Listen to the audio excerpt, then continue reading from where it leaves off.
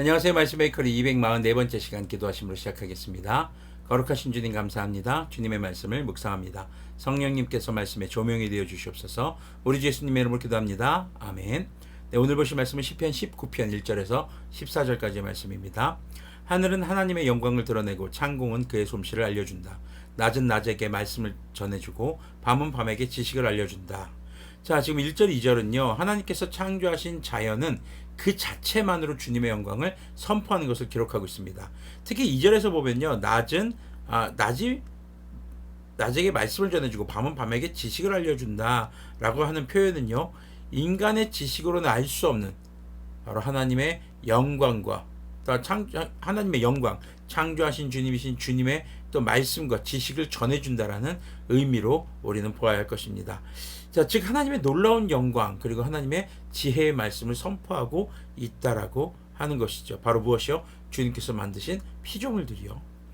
자, 3절 계속 보면요. 그 이야기, 그 말소리 비록 아무 소리가 들리지 않아도 그 소리 온 누리에 울려 퍼지고 그 말씀 세상 끝까지 번져간다.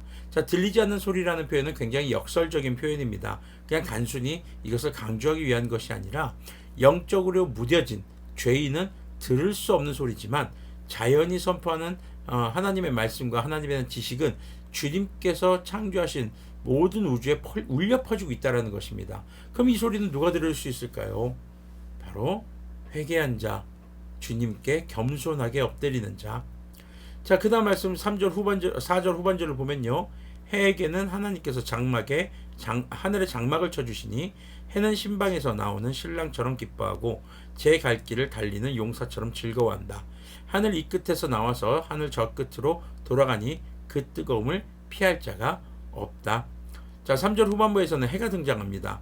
당시 고대 중구동의 문화에서 자연을 찬양했던 문화였습니다. 그런데 본문은요. 자연이 하나님을 찬양하고 있다고 지금 이야기하고 있습니다.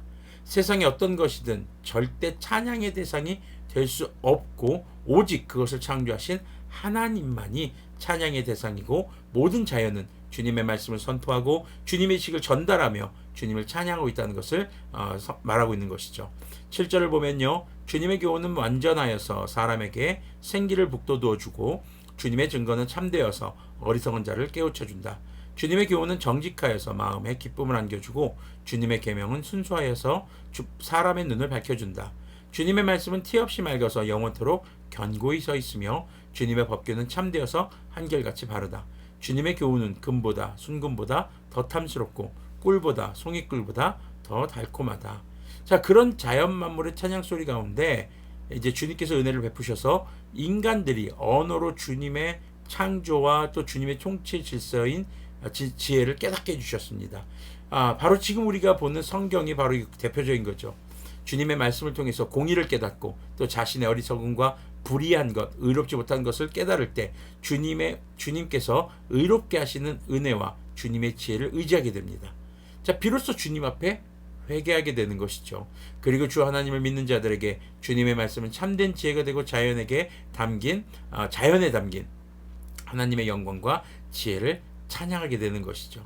11절부터 계속 또 보면요. 그러므로 주님의 종이 그 교훈으로 경고를 받고 그것을 지키면 푸짐한 상을 받을 것이다. 그러나 어느 누가 자기 잘못을 낱낱이 알겠습니까? 미처 깨닫지 못한 죄까지도 깨끗하게 씻어주십시오. 인간은요. 회개를 하더라도요. 자신의 죄를 다 일일이 알지 못하는 그런 또 한계가 있다는 것을 고백하고 있습니다. 그러면서 주님의 긍휼하심을 구하는 거죠. 자, 주님의 종이 죄인 줄 알면서도 고의로 죄를 짓지 않도록 막아주셔서 죄의 소나기에 다시는 잡히지 않게 지켜주십시오. 그때야 나는 온전하게 되어서 모든 끔찍한 죄악을 벗어버릴 수 있을 것입니다. 나의 반석이시오 구원자이신 주님, 내 입의 말과 내 마음의 생각이 언제나 주님의 마음에 들기를 바랍니다. 자, 우리가 하나님의 존재를 깨닫게 될 때 할 수 있는 것은 무엇일까요? 바로 회개와 겸손입니다. 우리는 회개를 통해서 용서를 받습니다. 그리고 의인이 되는 하나님께서 이제 너는 의롭다. 너의 죄는 없어졌다라는 용서를 받게 되고 의인이 되는 은혜를 받게 되었던 것이죠. 자, 우리의 겸손한 태도를 통해서 주님의 이름을 찬양하게 되는 것입니다. 자, 우리가 인정하든 인정하지 않든 창조의 주님이시자 통치의 주님이신 하나님이 하나님의 영광과 지혜는 지금 이 순간에도 온 우주에 주 하나님께서 창조하신 피조물을 통해서 엄청난 소리로 지금 울리고 있어요. 증거되고 있는 겁니다. 진정한 지혜자는요, 스스로 자신의 지혜를 의지하는 자가 아니라 하나님 앞에 회개하고 겸손하게 정말 지혜의 근원이신 하나님의 말씀, 또 하나님의 영광, 그 지혜를 의지하고 사랑하는 자, 그렇게 자신의 삶을 주 하나님의 말씀을 따라 비추어 보는 자, 그 사람이 진정한 지혜자인 것을 우리가 함께 기억했으면 좋겠습니다.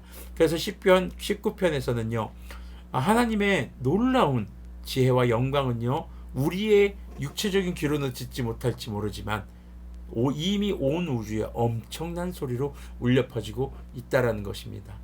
우리가 하나님의 말씀을 통해서 또 회개와 겸손한 태도, 우리의 주님께서 우리에게 주신 믿음을 통해서 영적인 귀머거리가 되는 것이 아니라 온 자연 만물 가운데 울려 퍼지고 있는 그 소리의 일부들을 이라도 듣기를 소망합니다. 주님께서는 친절하게 이렇게 또 말씀을 통해서 우리에게 알려주셨잖아요. 네, 오늘도 주님의 말씀을 따라서 주님의 엄청난 소리 가운데 주님께서 어떤 분이신지를 알아가고 선포하고 그 주님 앞에 겸손하게 오늘 하루도 살아가는 우리가 되었으면 좋겠습니다. 기도하겠습니다. 거룩하신 주님 감사합니다. 주님의 말씀을 묵상했습니다.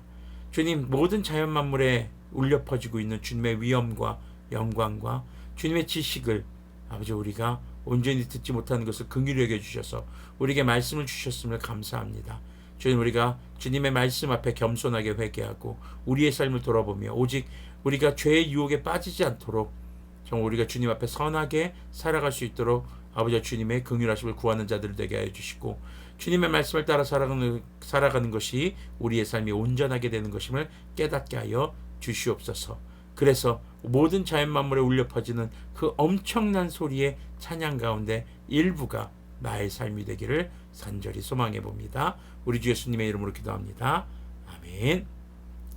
네, 우리가 그리스도인답게 살아갈 때 우리는요, 하나님을 찬양하는 자연의 엄청난 소리의 일부가 될 것입니다.